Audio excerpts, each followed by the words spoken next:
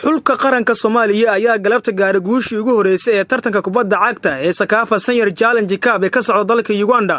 iyagoo kaalinta saddexaad ka galay kala sareynta gruubka waxaana hal eber ay ku garaaceen xulka kubadda cagta Burundi oo ay la ciyaareen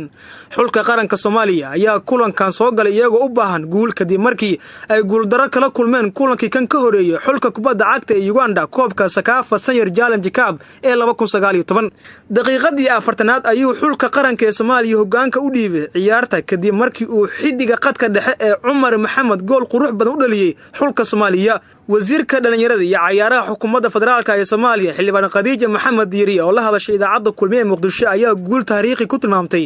guushii Soomaaliya galabta ay ka gaareen dhigooda dalka Burundi waxaana ay sheegteen Soomaaliya ay ku tilaabsatay isbedel dhanka kubadda cagta ah Soomaaliya waxay sameynaysaa horumar isboorti ana wax ilaahay loogu mahadiyo in ay helaan dhalinteena horumarkaas isboorti waqti burbur badan oo sanado badan dalkeenu soo maray marka ka soo muuqashada meelo badan aan ka soo muuqano horta waa wax ilaahay loogu xamdiyo ciyaarta maanta Burundi Soomaaliya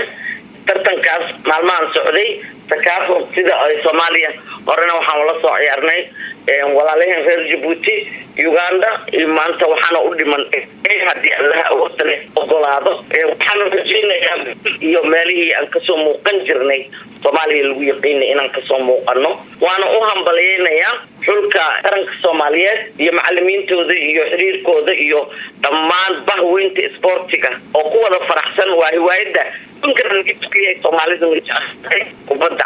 saddex kulan oo ay Soomaaliya la ciyaartay dalalka Djibouti, Uganda iyo Burundi ayay soo hoysay 4 dhibcood hadaba heerka guruubyada tartankan inay Soomaaliya ka soo baxdo maxaa ka xiga imise dhibcood ayay u baahan tahay waa kana falanqeeyay arrimaha ciyaaraha Cabdiraxmaan Maxamed Kismaayo markii la gruubka natiijahan waxa uu natiijo wanaagsan wadanka Uganda oo tartankan martigelinaya sanadkan 2019 Burundi laba kulan laga adkaaday natiijadaas u wanaagsan ma laha tartankan boorsooyinkooda ka horan doonaan Soomaaliya iyo Djibouti bin hal kulan laga adkaaday min hal kulan ay adkaadeen min 4 dhibic leeyihiin Soomaaliya waxay ku xiran tahay kulanka labaad inay ka adkaato Eritrea si uu xaqiijisto gruubkan waxa lagu baahan kaliya in laba koox ka soo baxaan marka rajada Soomaaliya marka ma aad bay u liidataa ama waa mid fiican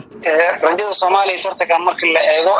guushii galabta wax badan ka saaciday waxay ku xisaabtami doonaan kulanka soo socda inay ugu yaraan barbardhac helaan waliba Djibouti ayagana isku farqi goolasho dhibaca markii la eego isku yihiin Djibouti waxay la ciyaari doontaa wadanka Burundi Soomaaliya Eritrea la ciyaari doontaa Uganda had kaliya banaanka taalo tartankan